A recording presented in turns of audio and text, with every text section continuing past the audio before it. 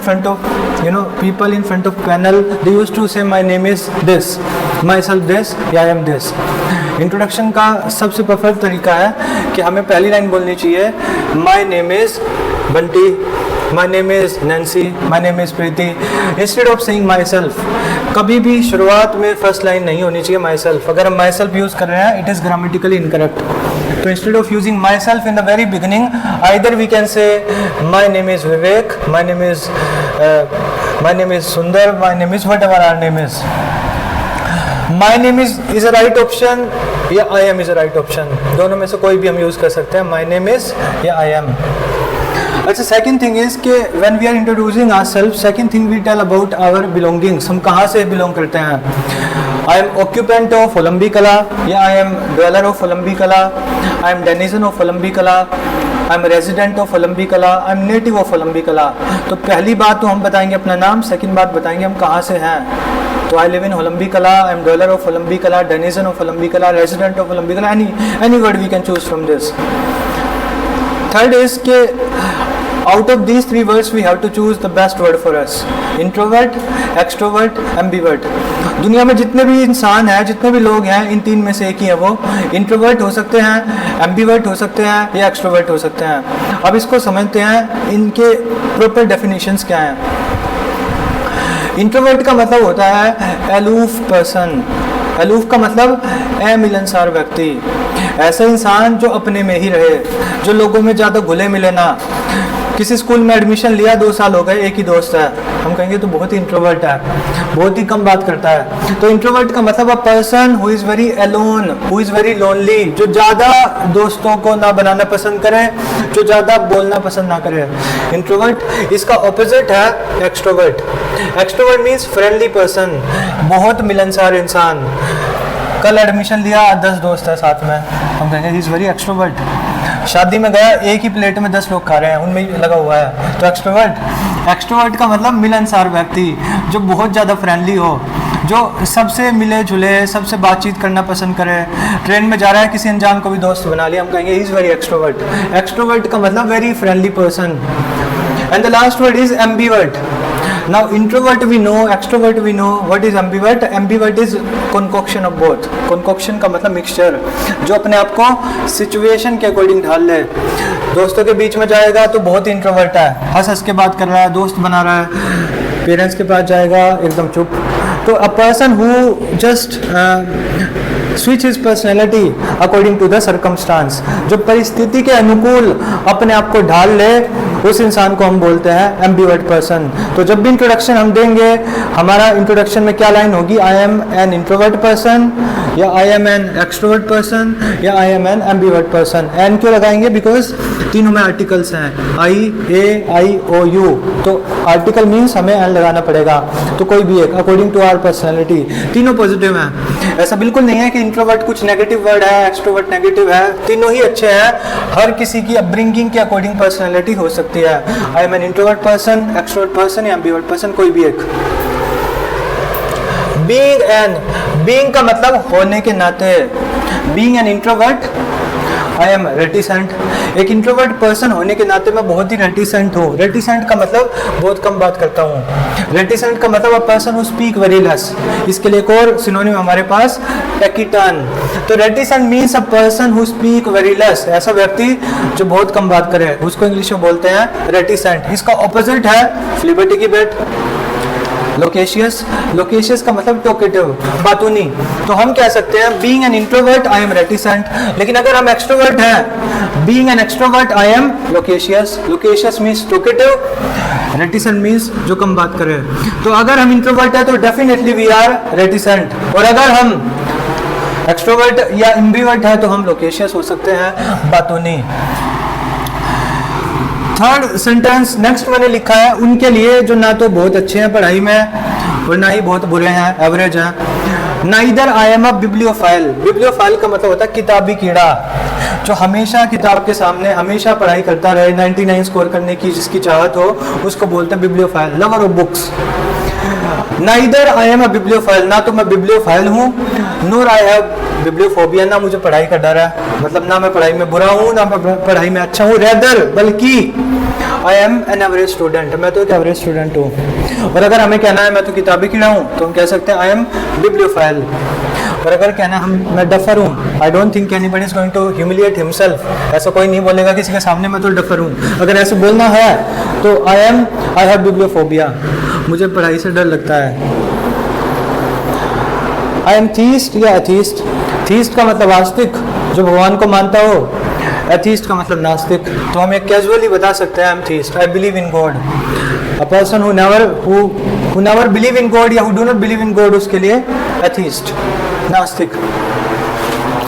शाइनो sure means favourite, मेरी पसंदीदा hobby क्या है? साइकिलिंग,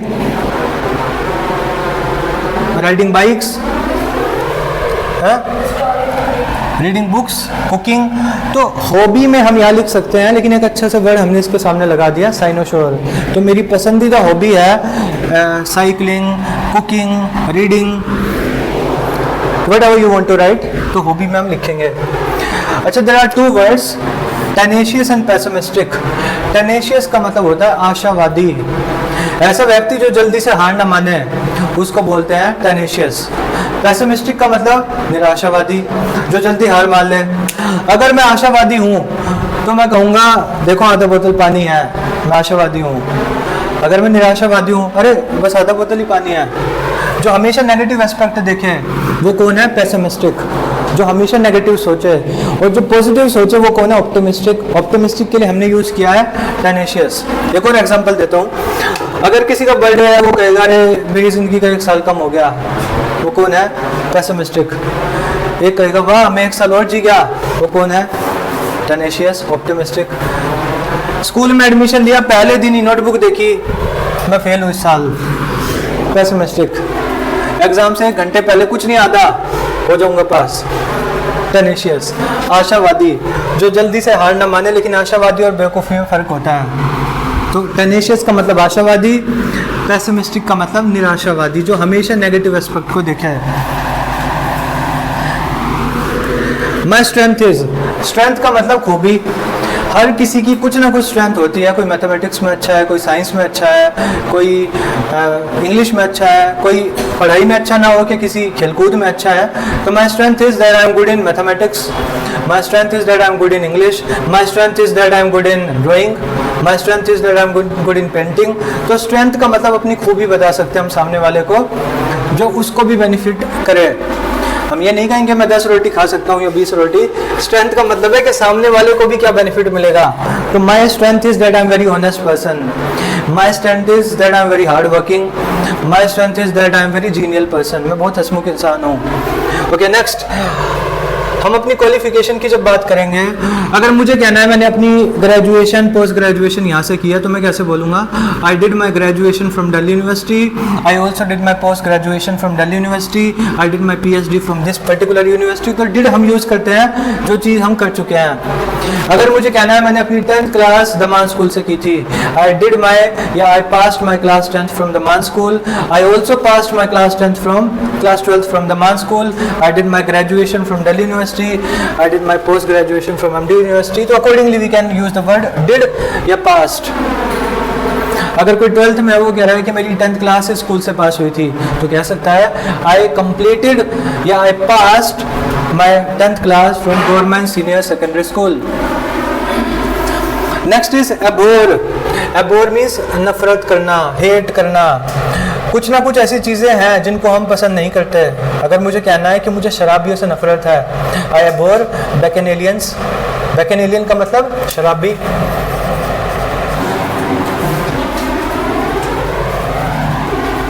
मुझे कहना है कि मुझे नशेड़ी लोगों से नफरत है, जो नशा करते हैं, आई एबोर जंकीज। मुझे उन लोगों से नफरत है जो जुआ खेलते हैं, आई एबोर पंटर्स। मुझे उन लोगों से नफरत है जो झूठ बोलते हैं, आई एबोर प्रीवेरिकेटर्स। मुझे उन लोगों से नफरत है जो बहाने बनाते हैं, आई एबोर मेलिंगर्स।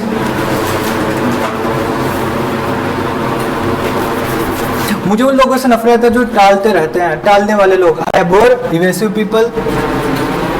तो accordingly we can write a word जिससे भी हमें नफरत है, जिसको हम पसंद नहीं करते। If we hate alcoholic people, शराबी तो बैकेनेलियन। अगर हमें नशा करने वाले लोगों से नफरत है, वी अबोर जंकीज। अगर हमें नफरत है जो लोग जुआ खेलते हैं, आई अबोर पंटर्स। अगर नफरत है झूठ बोलने वाले लोगों से, आई अबोर प्रीवेरिकेटर्स। मेलिंगर मतलब बहानेबाजों से, इवेसिव मतलब टालू इंसानों से। अकॉर्डिंगली वी कैन यूज अगर आई अबोर